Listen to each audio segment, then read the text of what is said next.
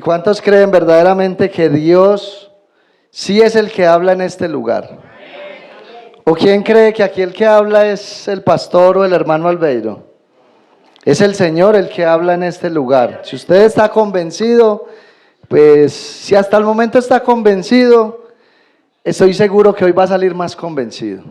Cuando usted escuche el mensaje, el título de este mensaje, y lo relacione con el texto que se tomó para la apertura de este servicio y todo lo que Dios dijo a través de nuestra hermana, se va a dar cuenta que Dios sí habla en este lugar porque Dios conoce la necesidad de la iglesia. Yo no sé por qué situación esté atravesando usted, yo no sé cómo es su relación con el Señor, pero Dios sí lo sabe todo. Verdaderamente Dios lo sabe todo. Así que sigamos orando por toda la iglesia de Jesucristo a nivel universal. Sigamos orando por todos aquellos hermanos que están sufriendo a causa de la sana doctrina, que sufren persecución, que padecen el desprecio de su familia y algunas otras cosas más que como cristianos verdaderos quizás nosotros algún día tengamos que padecer, para que el Señor les siga dando la fuerza, para que el Señor siga trayendo esa fe. Y también de hecho oremos por todas las iglesias de este ministerio de Cristo Rompe las Cadenas, todos los pastores, los que sirven en la iglesia, en las diferentes sedes, para que el Señor también nos siga ayudando, nos siga guiando, nos siga fortaleciendo y para que el Señor nos prepare, porque no sabemos verdaderamente qué vendrá sobre este país. Un nuevo gobierno que nosotros tenemos, la verdad no es muy alentador, pero Dios sabe verdaderamente que si ha de venir un gobierno que va a traer persecución para este y para otros países, Él sabrá cómo guiarnos y cómo guardarnos. Amén. Sigamos orando también por don Juan Pablo. No olvidemos tener siempre a don Juan Pablo en oración, porque sabemos que Dios tiene propósitos para él. Y bueno, como le decía ahorita, verdaderamente mi oración, y concuerdo con lo que decía la hermana Libella ahorita, mi oración cuando preparaba este mensaje era que el Señor verdaderamente rompiera las cadenas que están atando a muchos que asisten a la iglesia. No solamente acá en Zamora, en toda la iglesia universal de Jesucristo. Hay personas que aún después de venir a la iglesia y escuchar la palabra, siguen atadas a muchas cosas de este mundo. Que el Señor pueda romper esas cadenas. Amén. Vamos a ir al primer libro de Samuel, capítulo 4. Y vamos a estar leyendo los primeros 11 versículos. Primer libro de Samuel, Antiguo Testamento. Primer libro de Samuel, capítulo 4, los primeros 11 versículos. Si ve que de pronto alguien no encuentra con facilidad el pasaje y usted le puede colaborar, sería de mucha bendición.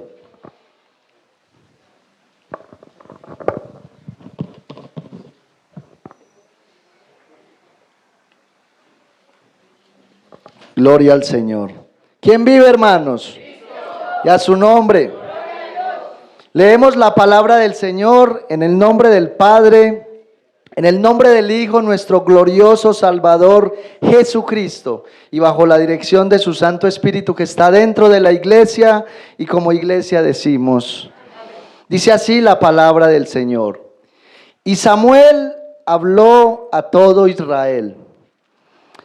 Por aquel tiempo salió Israel a encontrar en batalla a los filisteos y acampó junto a Ebenezer, y los filisteos acamparon en Afec. Y los filisteos presentaron la batalla a Israel, y trabándose el combate, Israel fue vencido delante de los filisteos, los cuales hirieron en la batalla en el campo como a 4,000 hombres. Cuando volvió el pueblo al campamento, los ancianos de Israel dijeron: ¿por qué nos ha herido hoy el Señor delante de los filisteos? Traigamos a nosotros de Silo el arca del pacto del Señor, para que viniendo entre nosotros nos salve de la mano de nuestros enemigos. Y envió el pueblo a Silo, y trajeron el arca del pacto del Señor de los ejércitos, que moraba entre los querubines. Y los dos hijos de Elí, Ofni y Finés, estaban allí con el arca del pacto de Dios. Aconteció que cuando el arca del pacto del Señor llegó al campamento, todo Israel gritó con tan gran júbilo que la tierra tembló. Escuche bien esta parte, yo quiero volver a repetir esta porción. Aconteció que cuando el arca del pacto del Señor llegó al campamento, todo Israel gritó con tan gran júbilo que la tierra tembló. Cuando los filisteos oyeron la voz de júbilo, dijeron: ¿qué voz de gran júbilo es esta en el campamento de los hebreos? Y supieron que el arca del Señor había sido traída al campamento. Y los filisteos tuvieron miedo porque decían: ha venido Dios al campamento. Y dijeron: ay de nosotros, pues antes de ahora no fue así. Ay de nosotros, ¿quién nos librará de la mano de estos dioses poderosos? Estos son los dioses que hirieron a Egipto con toda plaga en el desierto. Esforzaos, oh filisteos, y sed hombres, para que no sirváis a los hebreos como ellos os han servido a vosotros. Sed hombres y pelead. Pelearon pues los filisteos, e Israel fue vencido, y huyeron cada cual a sus tiendas, y fue hecha muy grande mortandad, pues cayeron de Israel 30,000 hombres de a pie. Y el arca de Dios fue tomada, y muertos los dos hijos de Elí, Ofni y Finés. Señor, una vez más nos presentamos delante de ti. Te damos gracias, Dios mío, por tu santa y preciosa palabra. Señor, tu palabra fue la que abrió los ojos de nuestro entendimiento cuando estábamos muertos en delitos y pecados. Fue tu palabra, Señor, acompañada de la obra gloriosa de tu Santo Espíritu, la que nos dio vida y vida en abundancia. Hoy una vez más nos reunimos aquí, Señor, estamos en plena dependencia de ti. Señor, anhelamos que seas tú el que nos hable en esta mañana y no el predicador. Por eso yo clamo, Señor, no solamente por mi vida para que la uses como un instrumento en tus manos, sino por la vida de todos y cada uno de los que oyen este mensaje. Señor, háblanos. Señor, restáuranos, renueva nuestras vidas.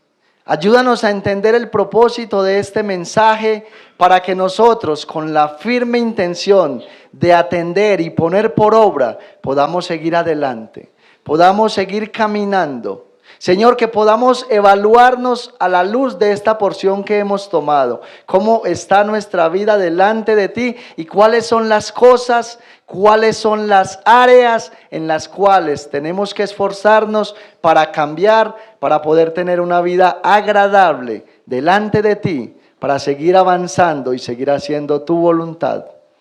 Todo esto yo te lo pongo en tus benditas manos, dándote gracias en Cristo Jesús. Amén y amén. Gloria al Señor. Escuche con atención. El título que tiene este mensaje para la mañana de hoy es el siguiente. Y por eso yo le decía a usted ahorita que hiciera una relación entre este pasaje y lo que Dios trajo en la apertura del servicio. No tengas a Dios como un juego o como un amuleto. Escuchen nuevamente. No tengas a Dios como un juego o como un amuleto. Sin duda alguna, en todas las iglesias del mundo, usted y yo vamos a encontrar todo tipo de personas. Si usted va a una iglesia cristiana de sana doctrina, o si usted va a una iglesia de falsa doctrina, o si en un caso dado usted fuera a una secta como tal, usted allá también va a encontrar todo tipo de personas. Usted va a encontrar personas que aman a Dios. Y cuando hablo de Dios, hablando de algunas sectas, estamos hablando de dioses que no son el Dios de la Biblia. Pero usted allá va a encontrar personas que erróneamente aman a un Dios equivocado y le sirven con lealtad. Pero también usted se va a encontrar con personas que se acercan ya sea al Dios de la Biblia o a un Dios falso de manera religiosa, de manera ritualista, se acercan a Dios por costumbre, porque simplemente desde pequeños quizás sus padres les orientaron a buscar a Dios, porque quizás crecieron con algún deseo en el corazón de acercarse a Dios, ya sea por razones equivocadas, qué sé yo. Pero usted también va a encontrar personas, y yo quiero que nos enfoquemos en la iglesia cristiana. Y quiero que nos enfoquemos aquí en esta iglesia en esta mañana. Vamos a encontrar personas que asisten a la iglesia. Vamos a encontrar personas que de una u otra manera tienen algún tipo de conocimiento de Dios, pero que verdaderamente no conocen al Dios de la Biblia. Porque son personas que aún estando dentro de la iglesia caminan de una manera impía delante de Dios. El impío es aquel que conoce de alguna manera la Escritura, que ha escuchado mensajes. Algunos han escuchado muchos mensajes en toda su vida, pero sin embargo han hecho caso omiso a lo que Dios a través de los pastores y predicadores les ha venido hablando. Y por eso viven un estilo de vida contrario a la palabra del Señor. Personas impías dentro de la iglesia. Todas estas personas que viven en impiedad delante de Dios tienen una característica que los identifica entre sí. Cuando ellos ven que Dios no respalda sus decisiones y toda su vida, cuando ellos ven que todo les sale mal, cuando ellos ven que las cosas no les salen como ellos las planean, ellos se hacen preguntas tales como esta: ¿por qué Dios en esta ocasión me ha dado la espalda? Uno ve a esas personas cuestionando a Dios. Algunos se acercan y dicen: ve, hermano fulanito de tal, ¿por qué será que Dios a mí nunca me escucha? ¿Por qué será que nada me sale bien? ¿Por qué será que todo lo que yo planeo me sale de manera contraria? ¿Por qué será que Dios me está dando la espalda? Pero ese tipo de personas no sacan tiempo para evaluar sus propias vidas. No sacan tiempo para mirar verdaderamente cómo está su relación con Dios, sino por el contrario, buscan la manera de manipular a Dios. Entonces algunos dicen: bueno, yo estoy haciendo una evaluación de por qué no me está yendo bien y realmente yo creo que el problema está en que no he vuelto a la iglesia. Entonces este domingo voy a ir a la iglesia, porque yo sé que ahí está la solución, porque yo sé que si voy el domingo al culto, Dios va a estar de mi lado. Y entonces preparan su mejor ofrenda y vienen al alfolí y traen una ofrenda grande buscando comprar a Dios. Algunos actúan de esta manera. Otros buscan a alguien que consideran espiritual para que les ponga las manos y para que ore por ellos, porque hay mucha gente así. Ve, mi hermano, es que me está pasando esto y esto y aquello, necesito que por favor venga y ore por mí. Esas son las alternativas que este tipo de personas buscan. Siempre buscan a Dios de manera equivocada, pero realmente no evalúan su propia vida espiritual y su propia relación con Dios, buscando venir a Cristo en un arrepentimiento genuino. O sea, ellos no evalúan cómo está su conducta delante de Dios para así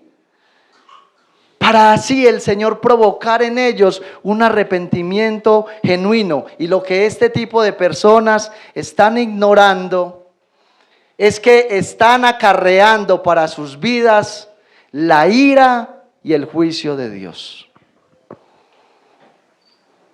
De esta manera, como les estoy diciendo, estaba viviendo la gran mayoría de los hombres de la nación de Israel con relación a Dios. Se estaban acercando a Dios viviendo de una manera impía.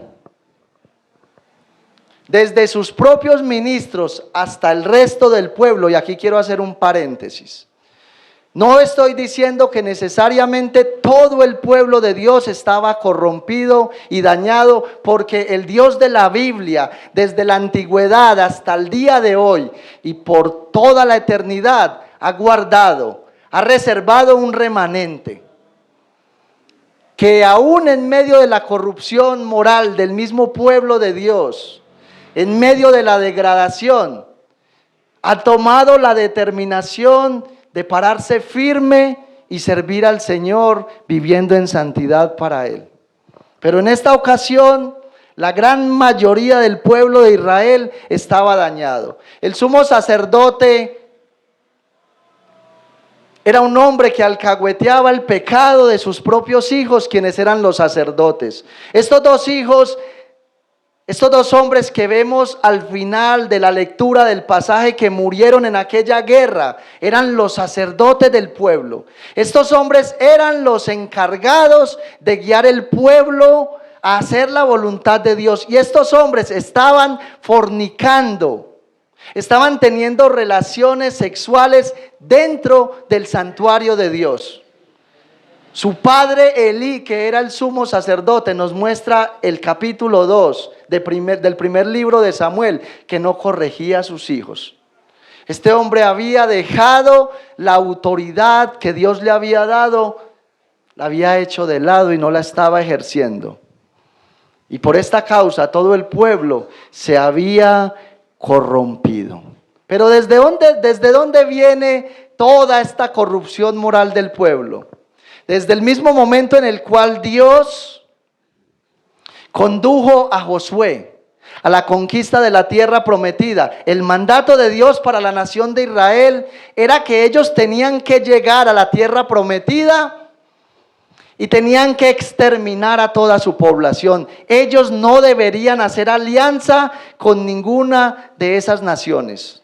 Sin embargo, cuando ellos entraron a tomar posesión de la tierra prometida, no cumplieron a cabalidad el mandato de Dios. Más bien hicieron alianza con aquellos hombres, se inclinaron a la idolatría. Los hombres tomaron para sí las mujeres cananeas y las mujeres de Israel se casaron con aquellos hombres impíos. Y desde ahí comenzó la corrupción moral de la nación de Israel hasta los días en los cuales nos encontramos en la historia. Usted puede analizar el libro de los Jueces y usted ahí podrá observar con toda seguridad y con toda tranquilidad que existe una cadena con 4 eslabones. Existe un círculo vicioso en la vida de los habitantes de la nación. En primer lugar, vemos cómo el pueblo pecaba delante de Dios y se sumergía por completo en la idolatría. Ese era el principio.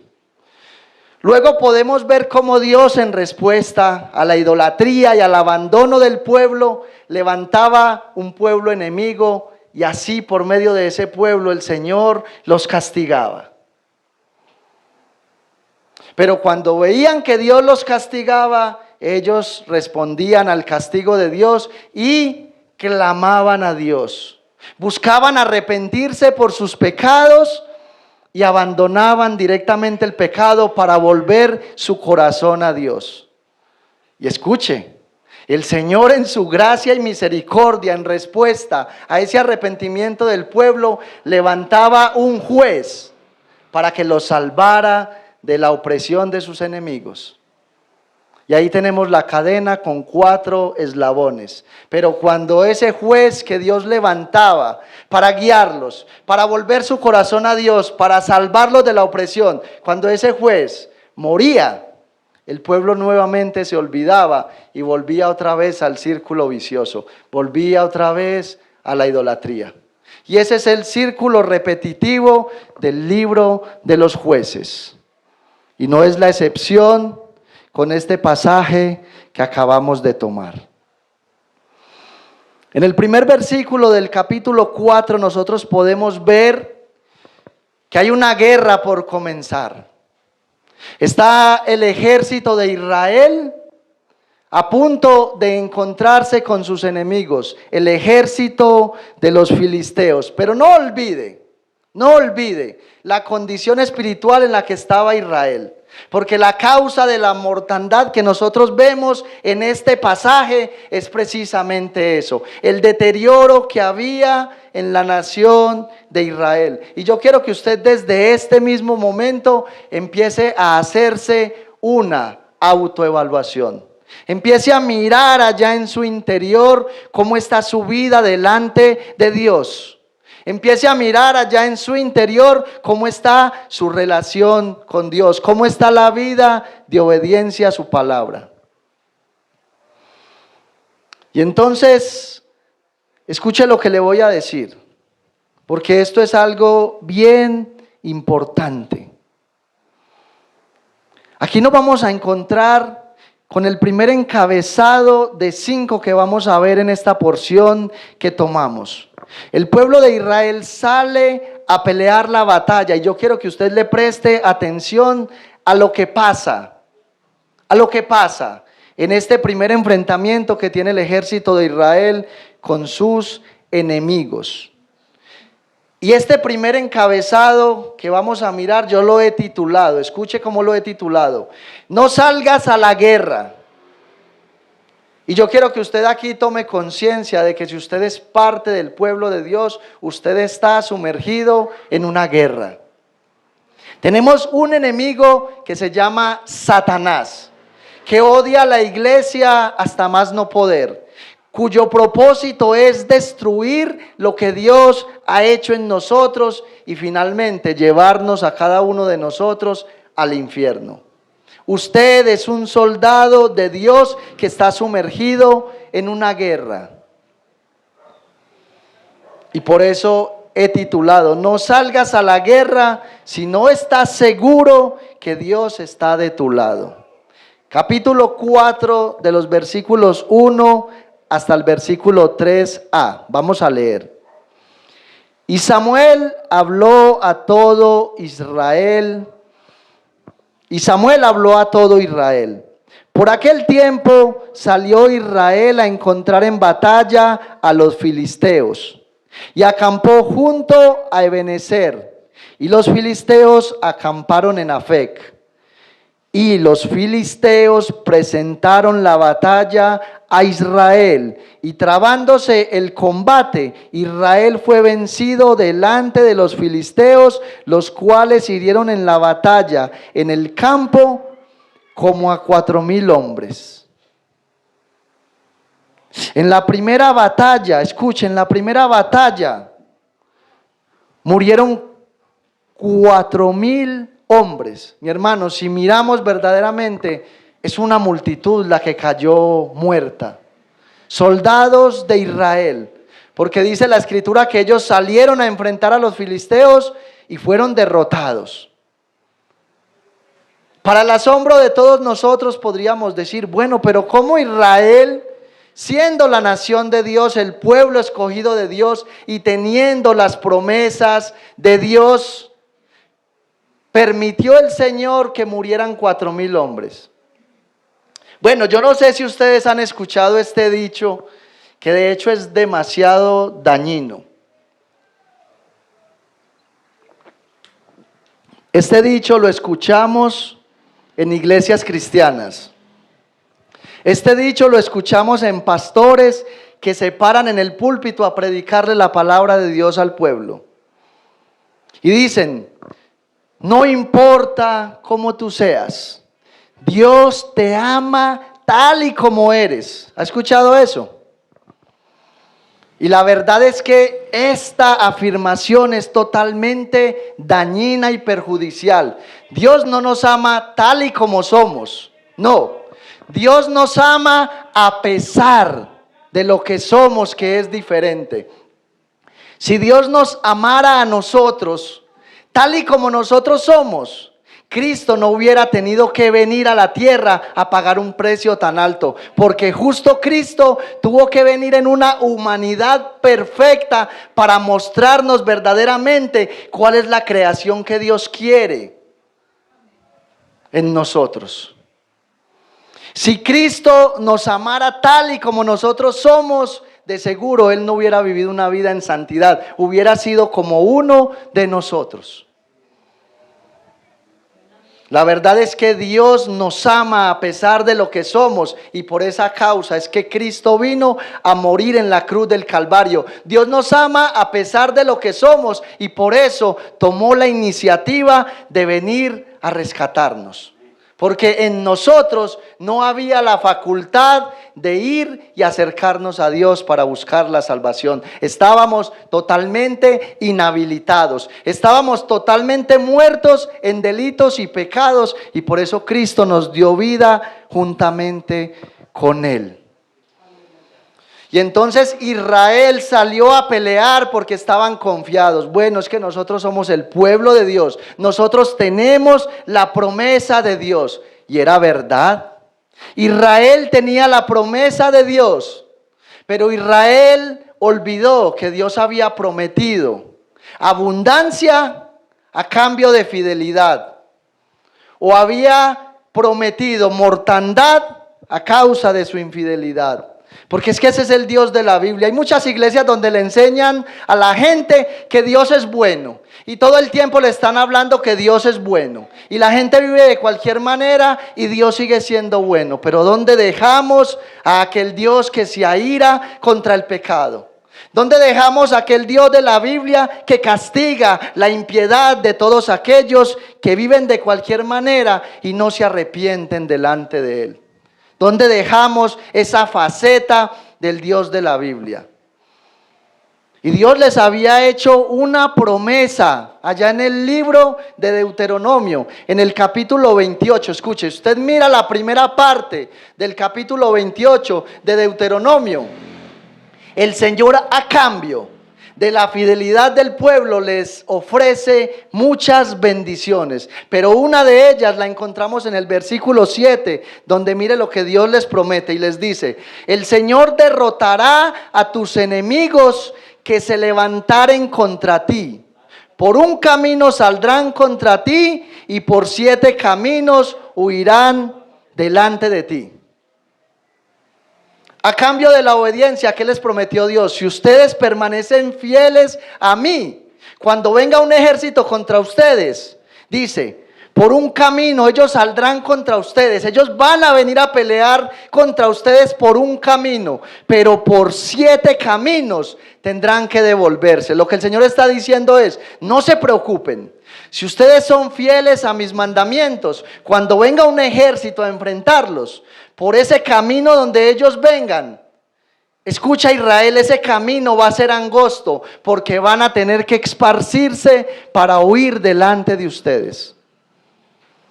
Pero también el Señor les advierte que si ellos no se sometían a sus leyes, vendría el castigo sobre ellos. Y mira lo que el Señor les dice en el verso 25. A cambio de la desobediencia, mire lo que el Señor les promete. El Señor te entregará derrotado delante de tus enemigos. Y mira ya la diferencia. Primero el Señor dice, el ejército va a venir contra ustedes y yo voy a pelear. Pero luego el Señor les dice, ustedes son los que van a ir a pelear. Esa es la gran diferencia. Por un camino saldrás contra ellos y por 7 huirás delante de ellos. Pero no solamente el Señor se queda ahí, mire lo que les dice: y serás vejado por todos los reinos de la tierra, y tus cadáveres servirán de comida a toda ave del cielo y fiera de la tierra, y no habrá quien las espante. Lo que el Señor está prometiendo aquí a la nación de Israel es una total humillación y derrota delante de sus adversarios. Este principio no lo ha entendido mucha gente en la iglesia. Hay gente viviendo una vida de pecado en la iglesia. Hay gente ignorando la palabra de Dios y esperan recibir bendición de Dios. Ese no es el Dios de la Biblia. El Dios de la Biblia exige lealtad de su pueblo. No podemos esperar la bendición de Dios si nosotros somos desleales a su palabra. Y escuche, este día hubieron 4,000 muertos de Israel. 4,000 muertos. Y entonces aquí surge una pregunta muy importante que nosotros deberíamos evaluar el día de hoy. ¿Cómo podemos estar seguros? Escuche esta pregunta. ¿Cómo podemos estar seguros que Dios está de nuestro lado? ¿Cómo podemos usted y yo estar seguros de que cuando vamos a pelear, porque escuche lo que le voy a decir, desde el mismo momento que usted abre sus ojos en la mañana hasta la noche en la cual usted va a su cama para descansar, usted tiene que sostener una pelea. Tiene que sostener una pelea con Satanás. Tiene que sostener una pelea contra el mundo que Satanás usa para seducirlo a usted y a mí. Tiene que pelear una guerra contra su propia naturaleza que no se quiere someter a Dios. Y entonces la pregunta es esta: ¿cómo podemos estar seguros que Dios está de nuestro lado desde el mismo momento en el que nos levantamos hasta el momento en que vamos a nuestra cama a descansar? La respuesta es la siguiente. En primer lugar, debes evaluar tu obediencia a la palabra. Eso es lo primero que debes hacer, evaluar cómo es tu obediencia a la palabra de Dios. Y aquí quiero ser claro, ningún cristiano puede obedecer la palabra de Dios de manera total. Ningún cristiano puede obedecer la palabra de Dios de manera perfecta. Todos le fallamos a Dios. Sin embargo, Dios evalúa la intención con la que usted se acerca a obedecer. Dios evalúa el esfuerzo que usted hace por no pecar. Dios evalúa el esfuerzo que usted hace por ir a la Escritura. Porque seamos realistas, ir a la Escritura todos los días o de manera reiterativa para ir a buscar a Dios no es cosa fácil. Eso es algo que Dios tiene que poner en el corazón, pero sin embargo, nosotros también somos responsables de poner nuestra parte para ir a leer y escudriñar la Escritura. No espere, mujer, que Dios a las 2 de la mañana le jale el pelo, la baje de la cama, la lleve a su cuarto, le eche agua en los ojos, le abra los ojos, le abra la Biblia y la lleve ahí. Ni nosotros los varones tampoco debemos esperar.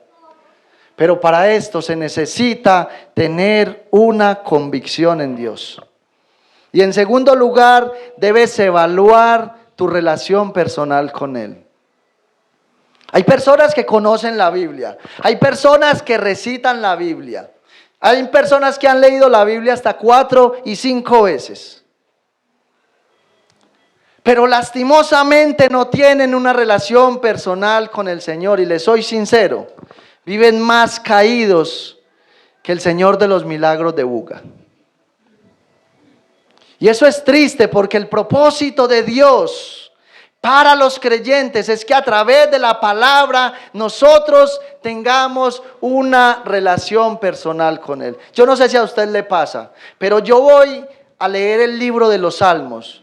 Y cuando veo los relatos de aquellos salmistas, de cómo Dios creó los cielos, de cómo Dios creó la tierra, de cómo Dios creó los animales, de cómo Dios con su poder y autoridad sustenta todas las cosas, yo me gozo de saber que ese es el Dios que me rescató y de saber que ese es el Dios que un día me llevará a la eternidad. Yo no sé si a usted eso le pasa.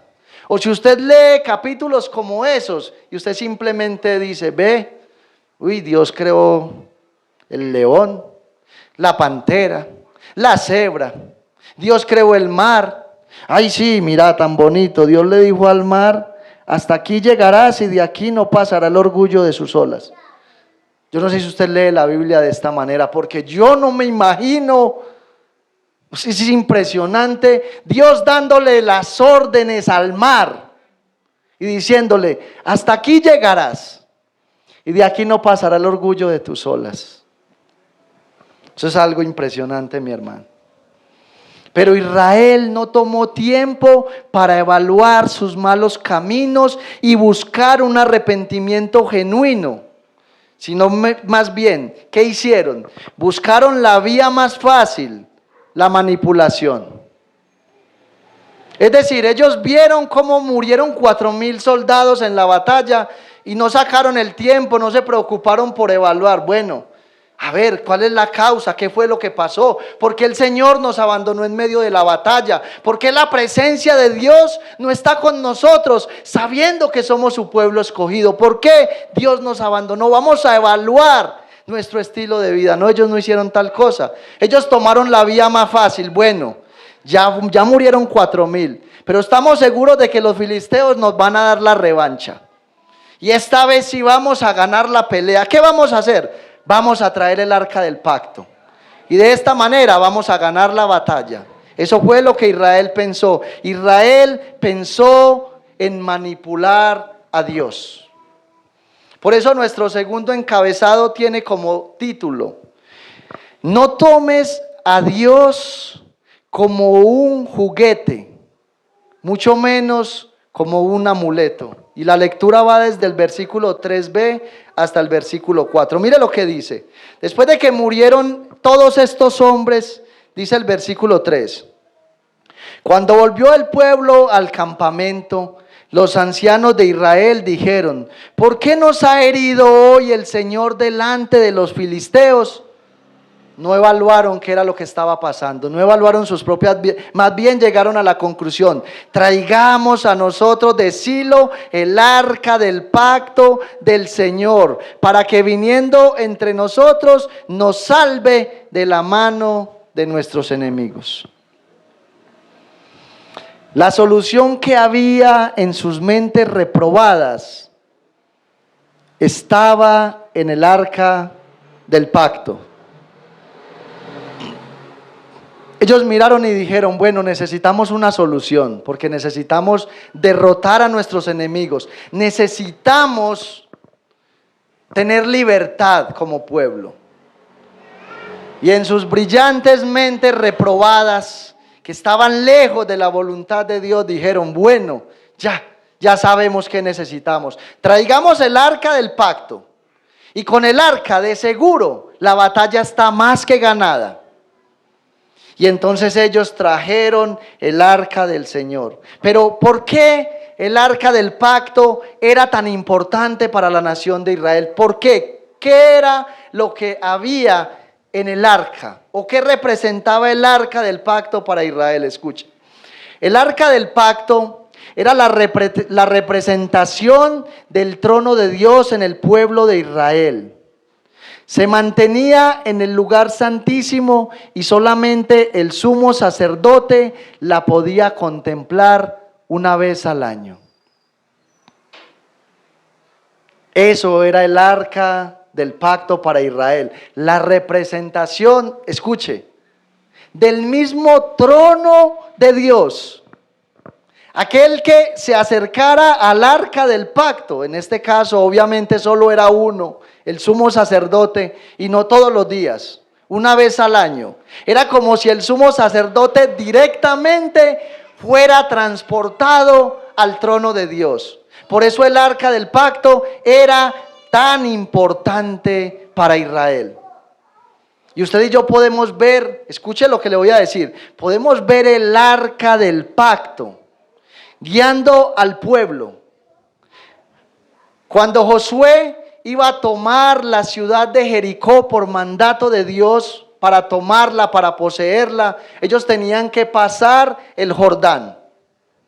Ellos tenían que pasar el Jordán. Pero inicialmente, escucha lo que le voy a decir, inicialmente El pueblo no conocía el camino hacia la ciudad de Jericó, no conocían el camino. ¿Y sabe qué hizo Dios a través del arca? Empezó a guiar el pueblo por un camino que no conocía. Y luego cuando el pueblo está frente a ese río Jordán, que sinceramente seamos realistas, ni el mejor nadador podría pasar con facilidad un río como estos. Cuando ellos estaban frente a ese río Jordán, que obviamente representaba para ellos un gran obstáculo, el arca se convirtió en aquella fuente que penetró el río Jordán para dividir sus aguas. Ahora estamos viendo por qué era tan importante el arca del pacto. En primer lugar, guió al pueblo a través de un camino que no conocía. Y estando frente al río Jordán, el arca del pacto, llevada por los sacerdotes, se encargó de abrir las aguas del Jordán. Pero también podemos ver el arca del pacto allá en el capítulo 6, versículo 6 del mismo libro de Josué. Escuche, podemos ver el arca del pacto como la garantía del poder de Dios para derribar las murallas de Jericó. Yo no sé quién de acá de pronto ha visto documentales, pero estamos hablando de murallas que medían aproximadamente más de 6 metros. Y no solamente eso, prácticamente lo mismo que tenía de altura las murallas, lo tenía de espesor. Era una muralla impenetrable, no había un hombre que pudiera derribar esas murallas. Sin embargo, Dios a través del arca del pacto se encargó de derribar esas murallas para que Israel tomara posesión de aquella ciudad de Jericó. Ahora usted sí puede entender por qué ellos iban tan confiados. Si pueden entender por qué iban tan confiados. Bueno, nosotros llevamos el arca, pues si el arca fue capaz de guiar al pueblo, si el arca fue capaz de dividir el río Jordán, si el arca del Señor fue capaz de derribar las murallas de Jericó, pues cuánto más va a derribar a estos filisteos que son nuestros enemigos. Israel estaba totalmente confiado, pero hay algo muy importante en el arca del pacto. Dentro de los 3 elementos que contenía el arca, estaba el maná, estaba la vara de Aarón, pero estaban las 2 tablas de la ley, estaban los 10 mandamientos que Dios le había dado a Moisés. ¿Con qué propósito? Para que el pueblo los desobedeciera, para que el pueblo ignorara las tablas de la ley, para que el pueblo pasara por alto los mandamientos del Señor. No, era para que el pueblo obedeciera los mandamientos. Y lo que ellos no sabían era que ahí ellos estaban llevando justamente a aquel que los estaba acusando por infieles. Ellos estaban cargando las tablas que los acusaban y los hacían enemigos de Dios. Y no sabían. Pero ¿será que Israel no sabía verdaderamente que estaba viviendo mal delante de Dios? ¿Será que Israel verdaderamente no sabía eso? Lo que pasa es que a Israel le pasaba lo mismo que le pasa hoy en día a muchos que vienen a la iglesia y escuchan la palabra, pero no la obedecen. ¿Sabe qué es lo que pasa? Lo que dice el apóstol Pablo allá en su segunda carta a los Corintios, capítulo 4, versículo 4, donde Pablo dice que el Dios de este siglo, hablando acerca de Satanás, dice que ha cegado el entendimiento, no de los cristianos, no de los que creen, no de los que han sido salvados por gracia, no, ha cegado el entendimiento de los incrédulos, para que no les resplandezca el evangelio de la gloria de Cristo Jesús. ¿Sabe qué es lo que pasa cuando usted viene a la iglesia y Dios le habla por medio del pastor o el predicador y usted no atiende? Usted está ignorando que Satanás ha vendado sus ojos para que esa palabra que Dios le está hablando no surja el efecto en su vida y usted no pueda dar frutos. Estás ignorando la palabra del Señor. El arca que ellos transportaban se había convertido en aquella, o más bien en aquel testigo fiel que los acusaba de infidelidad a Dios. Los ancianos de Israel estaban en lo correcto al ver que necesitaban la ayuda de Dios para ganar la batalla. Ellos estaban en lo correcto porque ellos sabían que necesitaban la ayuda de Dios.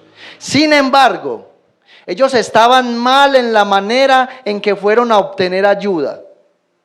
En vez de arrepentirse humildemente y buscar a Dios, buscaron métodos que Dios nunca aprobó. ¿Sabe por qué? Porque a ellos solamente les importaba el hecho de que de alguna manera iba a funcionar. Y así hay muchos en la iglesia de Jesucristo en el día de hoy. Ellos simplemente estaban preocupados porque llevar el arca iba a ser ese amuleto que los iba a llevar a la victoria. Pero a ellos no les importaba la relación con Dios. A ellos no les importaba el hecho de que estaban lejos de Dios. Y así hay mucha gente en la iglesia hoy en día. Uno los ve por ahí reprendiendo al diablo. Que el Señor te reprenda. Te reprendo en el nombre de Jesús. Y están viviendo en desobediencia delante del Señor. Otros por allá tienen la Biblia abierta en el Salmo 91 y empiezan a recitarlo de memoria porque se lo saben. El que habita al abrigo del Altísimo morará bajo la sombra del Omnipotente. Oiga, bajo la sombra del Omnipotente. ¿Y sabe dónde están viviendo ellos? Están viviendo en un desierto. Se están quemando y agotando por el calor abrasador. Están viviendo en medio de la sequía espiritual y sin embargo no se arrepienten. Siguen obstinados creyendo que Dios es un simple amuleto, que Dios es un simple juguete que pueden manipular. Que Dios es como aquella lámpara de Aladino que no es sino frotarla y sale a cumplir todos tus deseos y tus caprichos. No, ese no es el Dios de la Biblia. Si tú tienes ese concepto del Señor, es bueno que hoy cambies tu manera de pensar. Hay un comentarista hablando acerca de esto y me impactó mucho lo que él decía, hablando acerca de la conducta de Israel con relación al arca. Escuche con atención.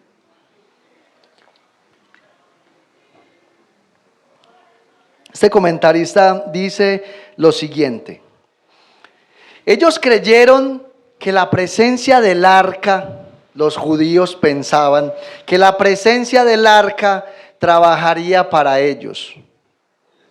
Tremendo. Pensaban que la presencia del arca trabajaría para ellos. Su idea era que Dios se vería forzado a pelear por ellos. Si no estaba dispuesto a hacerlo por el bien del pueblo, tendría que hacerlo por su propio honor. ¿Qué pensaban ellos? Bueno, Dios se comprometió con nosotros, que mientras el arca del pacto esté con nosotros, Él va a estar con nosotros. Y si Dios no pelea por nosotros, por el beneficio de nosotros como pueblo, Él lo tendrá que hacer para defender su propio honor. Mire la ignorancia. Ellos pensaban que para Dios el hecho de traer esa mortandad iba a ser una afrenta. Poco conocimiento del Señor. Escuche, es que Dios no escogió a Israel como pueblo porque eran los mejores. El Señor no escogió a Israel como pueblo porque tuvieran algo especial que no tenían las otras naciones. No. Ellos estaban equivocados, simplemente los escogió por pura gracia. Simplemente los escogió porque vio la miseria y la necesidad que había en ellos. Y de esta manera nos escogió a nosotros. No crea usted que Dios vio algo bueno en usted. Cuando Dios lo miró a usted, vio a alguien que estaba muerto. Vio a alguien que se estaba descomponiendo espiritualmente y decidió salvarnos a nosotros. Pero escuche, la obstinación que había en el corazón del pueblo no solamente los llevó a pensar que teniendo la presencia del arca obtendrían la victoria, sino que también ofrecieron un culto de alabanza a Dios que llegó a oídos de sus enemigos, pero no llegó al corazón de Dios. Y ahí vamos a ver nuestro tercer encabezado, que lo he titulado: no celebres culto a Dios con un pueblo lleno de emocionalismo, pero carente de obediencia. No celebres culto a Dios con un pueblo lleno de emocionalismo, pero carente de obediencia. ¿Qué era lo que había en el pueblo? Habían simples emociones. Cuando ellos mandaron a traer el arca, ellos pensaron, escuche lo que le voy a decir, ellos pensaron que Dios se iba a someter a sus caprichos. Ellos pensaron que Dios iba a hacer lo que ellos quisieran. Escuche, cuando una persona vive por medio de emocionalismos, ellos piensan que al venir a la iglesia y levantar las manos y cantar y llorar, porque muchos hacen eso, vienen, cantan, levantan las manos, lloran, gimen, pero nunca se comprometen con Dios.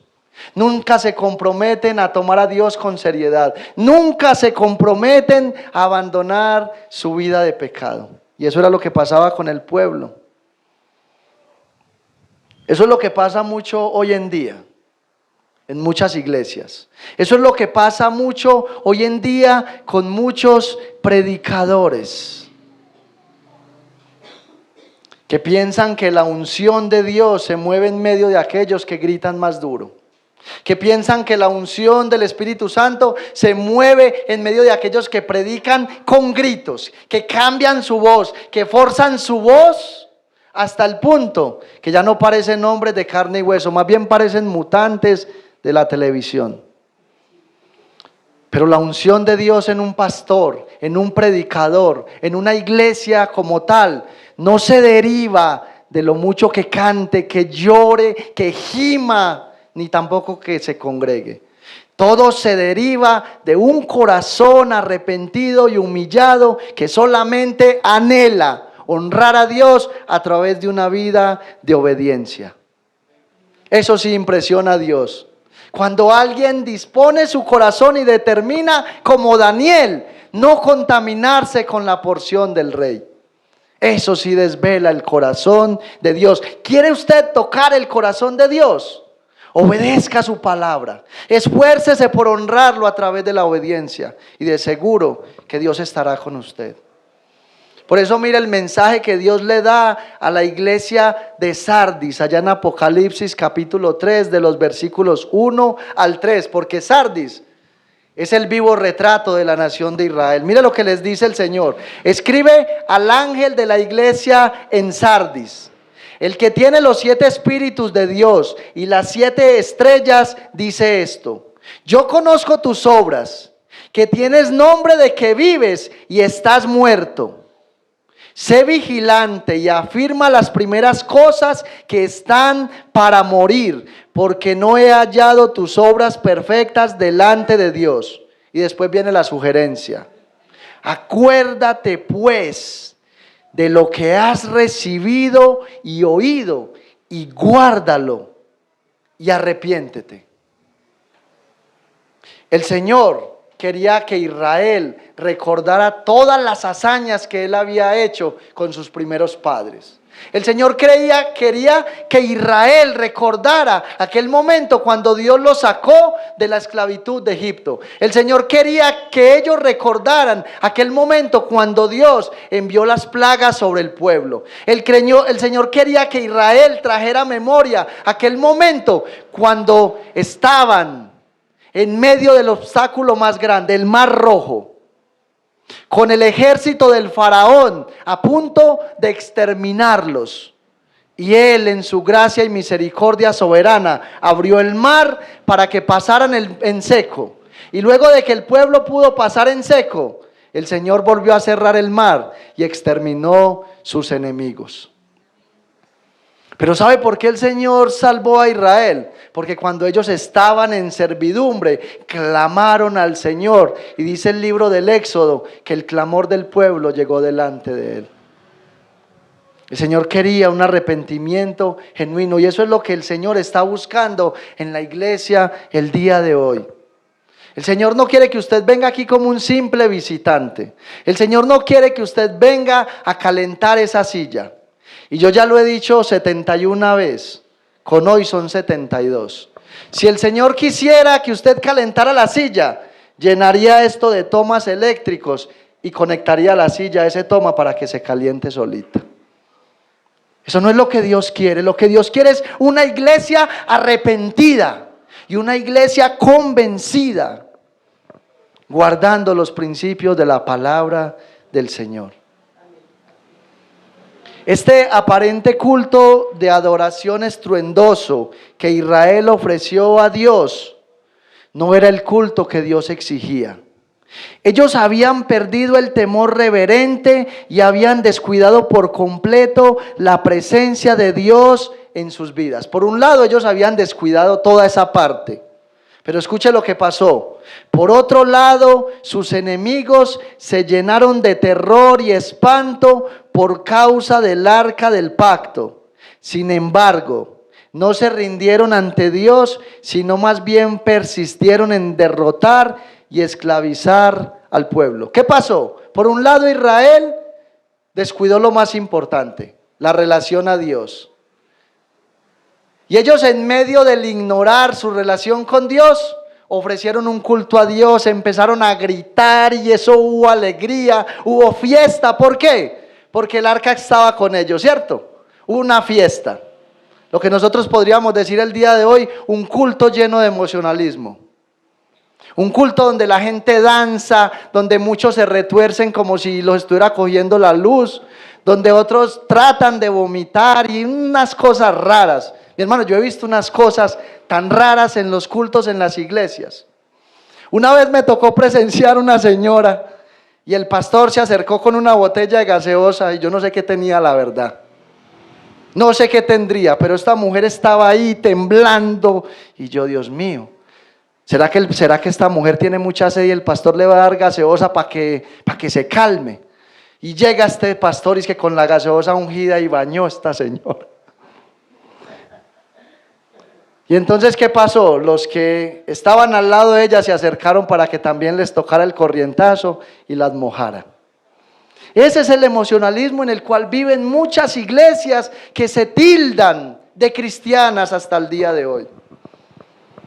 Y eso era lo que Israel creía, que iba a mover el corazón de Dios con esa gritería que tenían, pero no.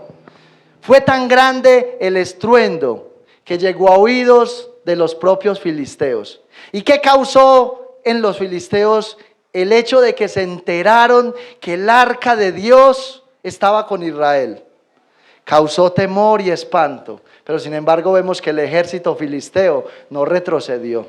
Mire lo que ellos dicen, por ejemplo, acá en el versículo 7. Dice, y los filisteos tuvieron miedo porque decían, ha venido Dios al campamento. Y dijeron, ay de nosotros, pues antes de ahora no fue así. Ay de nosotros, ¿quién nos librará de la mano de estos dioses poderosos? Estos son los dioses que hirieron a Egipto con toda plaga en el desierto.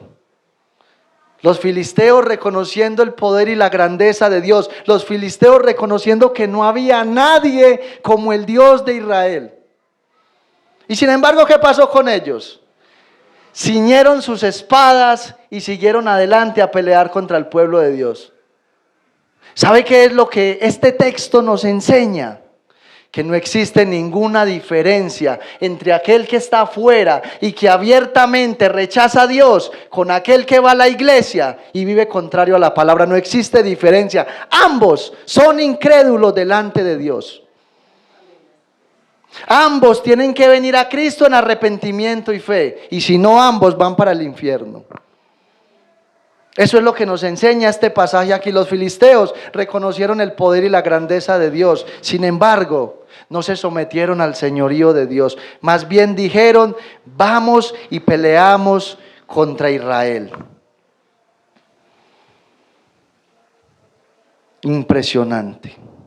Por eso esto que estamos hablando nos lleva a nuestro cuarto encabezado, que va desde el versículo 6 hasta el versículo 9, y lo he titulado de la siguiente manera: los enemigos de Dios jamás se rendirán a Él.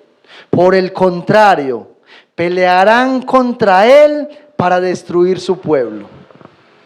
Ellos pelearán contra Dios. Y bueno, recordemos nuevamente, ¿cuáles son los enemigos de la iglesia? Satanás. ¿Y Satanás qué usa? Los otros dos enemigos que tiene la iglesia: el mundo y la carne. Los filisteos sabían que no había nadie que pudiera pelear contra Dios y vencerlo. Sin embargo, no se rindieron ante Él y más bien lo enfrentaron. Aquí podemos ver el cuadro de Satanás y sus demonios peleando contra la iglesia. No se le olvide que estamos en guerra. Muchos cristianos hoy quieren pelear contra Satanás y sus demonios, tomando las armas que Dios les ha dado, pero viviendo lejos de la voluntad de Dios.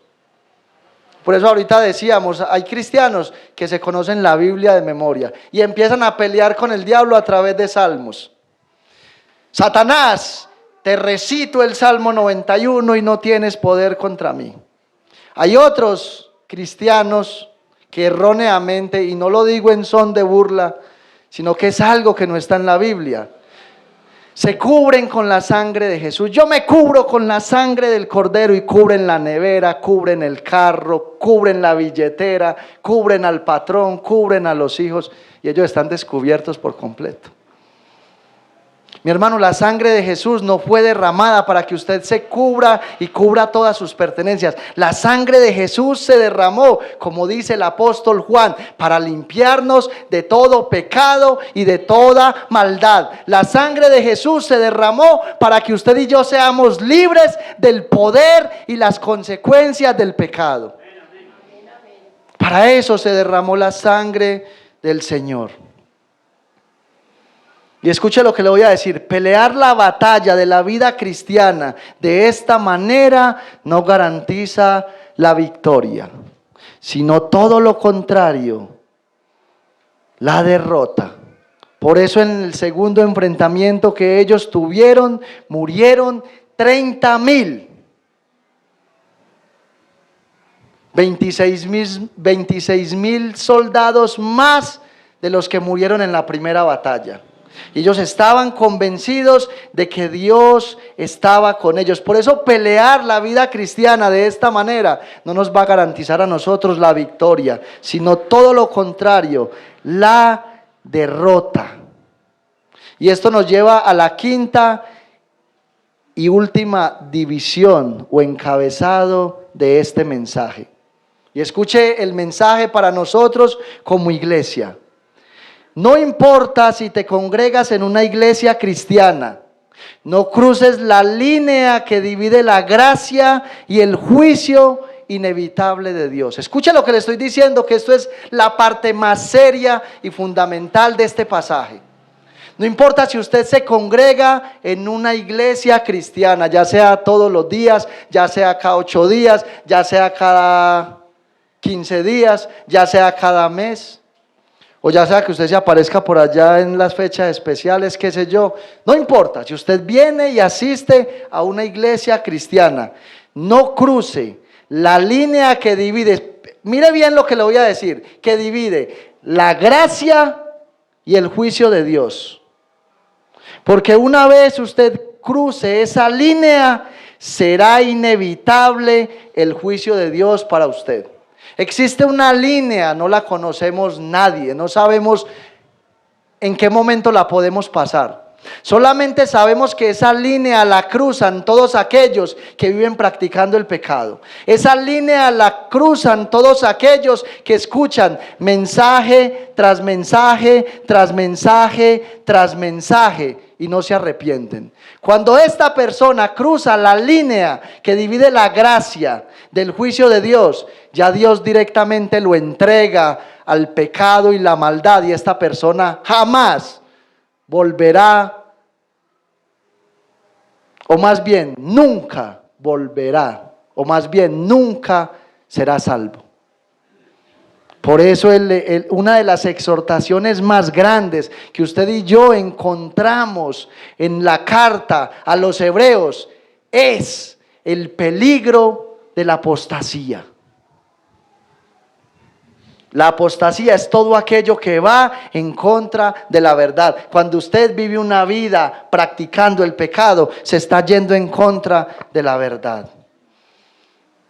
Y Dios había determinado que murieran aquellos dos hombres impíos, los hijos del sacerdote. Vamos a leer el versículo 10 y mire lo que dice el texto. Tengamos en cuenta, habían muerto 30,000 soldados de Israel. Y por último, mira lo que nos dice el versículo 10. Pelearon pues los filisteos, e Israel fue vencido, y huyeron cada cual a sus tiendas, y fue hecha muy grande mortandad, pues cayeron de Israel 30,000 hombres de a pie. Solamente está mencionando los de a pie. No sabemos si habían algunos que murieron a caballo, no sabemos. Y el arca de Dios fue tomada, y muertos los dos hijos de Elí, Ofni y Finés. Escuche, estos dos hombres de los cuales habla el texto aquí, y esto que le estoy diciendo tiene respaldo bíblico, no me lo inventé. Ya habían cruzado esa línea.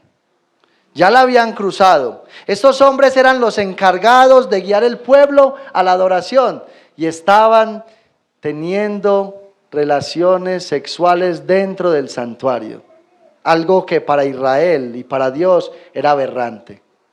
Ya habían traspasado la línea, y mire por eso lo que Dios dice, porque Dios trae no solamente el juicio para ellos, sino también para la alcahueta de su Padre. Mire lo que dice el versículo 31 en adelante. Aquí le está hablando un hombre que Dios había mandado al sumo sacerdote directamente para que le advirtiera acerca del juicio. Y mire lo que le dice desde el versículo 31 en adelante del capítulo 2. Capítulo 2, versículo 31 en adelante. He aquí, vienen días en que cortaré tu brazo y el brazo de la casa de tu padre, de modo que no haya anciano en tu casa. Lo primero que aquel hombre le dice a Elí es: vienen días donde Dios le va a cortar el brazo, o sea, donde Dios le va a quitar a usted ese trono en el cual usted está sentado. Y no habrá nadie de la descendencia de la casa de su padre que se siente como sumo sacerdote. Recordemos que Elí era de la descendencia de los hijos de Aarón.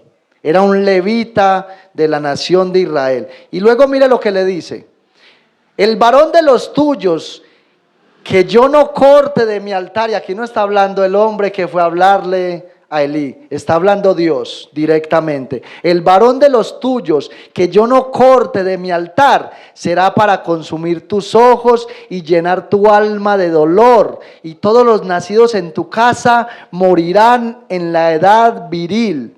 Y te será por señal esto que acontecerá a tus dos hijos, Ofni y Finés, ambos morirán en un día.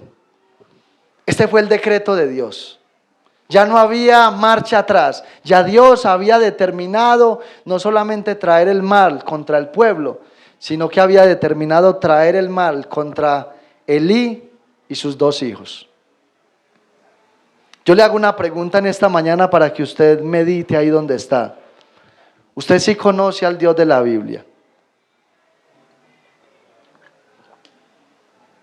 ¿Quién es Dios para usted? ¿Qué representa Dios para usted? ¿Será que Dios es el ser más sublime? ¿Será que usted verdaderamente en su corazón sí cree que Dios es todopoderoso? ¿Será que usted sí conoce a Dios en esencia, todos los atributos de Dios? ¿Será que usted sí conoce a ese Dios santo que no puede ni siquiera contemplar el pecado con sus ojos? ¿Será que usted sí puede conocer a ese Dios el cual no tolera, sino que castiga el pecado? ¿O será que Dios para ustedes es como ese muñequito que muchos cargan en el llavero y que pueden tomarlo y desecharlo cuantas veces quieran? Escuche, este pasaje, o más bien esta historia de aquella mortandad, no termina aquí donde nosotros concluimos en el versículo 10. Si usted sigue leyendo, se dará cuenta que después de aquella mortandad, hay un hombre que se acerca y llega hasta el sumo sacerdote y le da la noticia de que habían muerto todos aquellos hombres, de que sus 2 hijos habían muerto en la batalla.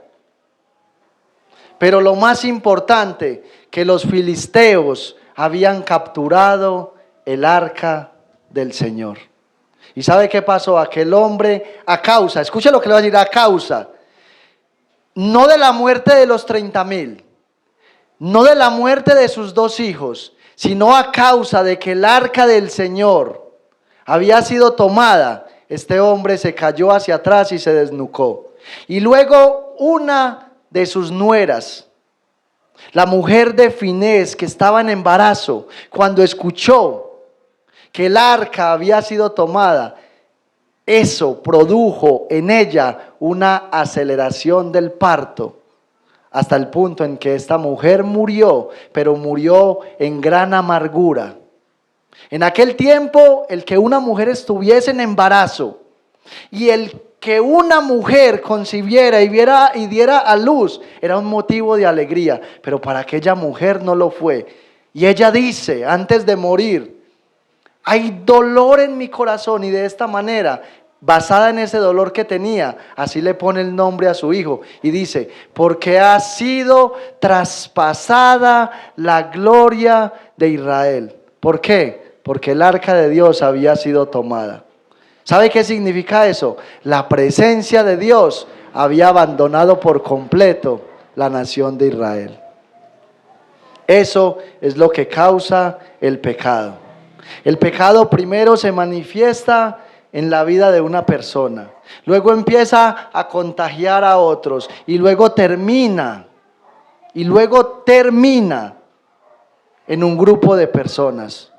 Por eso nosotros siempre en este lugar hacemos énfasis a la iglesia: no practique el pecado, no viva una vida de pecado. ¿Sabe por qué? Porque el pecado de un individuo de la iglesia no solamente afecta su vida personal y su relación con Dios, sino que empieza a afectar la relación de la iglesia con el Señor.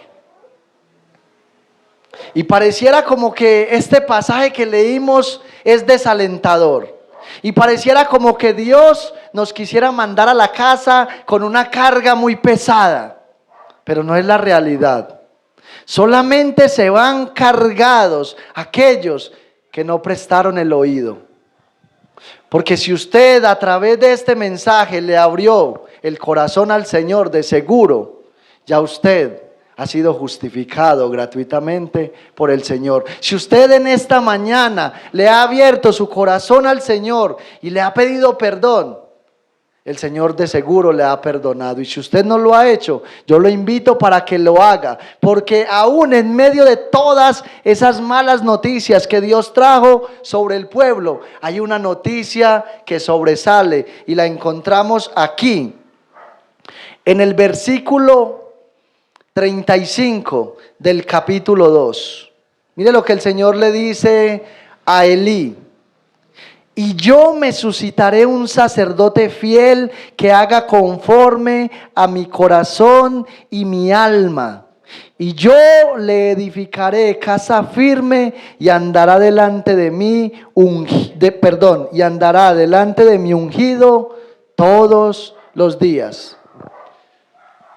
Este sumo sacerdote que Dios levantó fue aquel hombre que sucedió al sumo sacerdote Elí, un hombre llamado Sadoc, que fue un hombre recto, que fue un hombre íntegro, que fue un hombre que se levantó a hacer la labor que Dios le había mandado. ¿Cuál era esa labor? Ser aquel que llevaba el pueblo a la adoración a Dios. Hablo con los varones que hay en este lugar que tienen hijos. Usted ha sido constituido por Cristo como el sacerdote de su casa. Si su familia hoy no camina con el Señor, quizás es porque usted no ha dado buen ejemplo. Si su familia hoy, varón de Dios, no camina con el Señor, es porque quizás no lo han visto a usted disfrutar el Evangelio de Cristo. Es porque no lo han visto a usted sostener una relación placentera con Dios.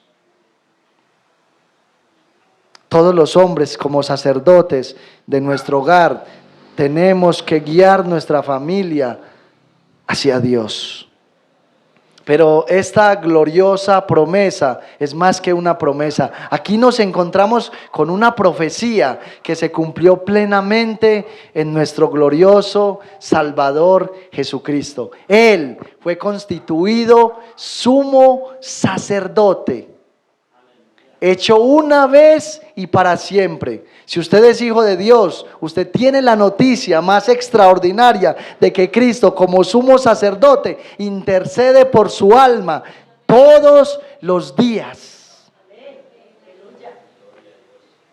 Aquel que ha sido constituido como sumo sacerdote un día tuvo que venir a la tierra, tuvo que hacerse un hombre y siendo perfecto fue a la cruz del Calvario donde Cristo Jesús pagó la deuda por nuestro pecado. Y así a través de su muerte y resurrección rompió el poder que tenía el pecado.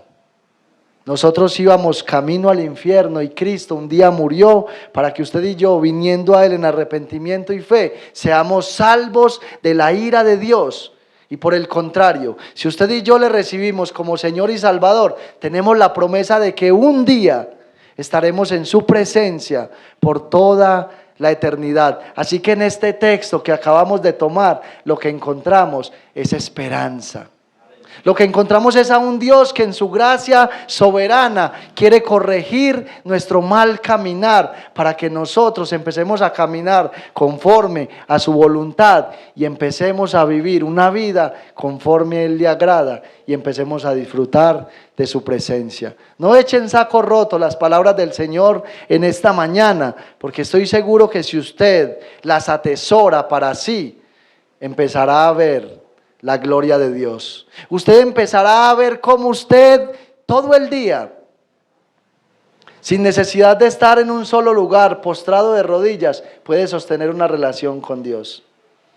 Desde el mismo momento en el que usted abre sus ojos hasta que los cierra, usted puede tener a Dios como su Padre y tenerlo de su lado, peleando la batalla por usted.